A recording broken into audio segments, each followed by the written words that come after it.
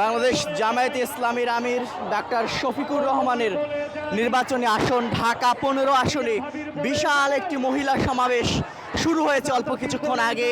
মিরপুর 10-এর যে ফলপট্টি রয়েছে সে ফলপট্টি থেকে এই বিশাল সমাবেশটি শুরু হয়েছে এবং এটি এই মুহূর্তে মিরপুর 10-এর দিকে যাচ্ছে, তেমনটি কিন্তু আমরা দেখতে পাচ্ছি। মহিলাদের আয়োজনে এই বিশাল সমাবেশটি অনুষ্ঠিত হচ্ছে। দেখতে পাচ্ছেন যে এখানে হাজার হাজার মহিলা অংশ নিয়েছেন।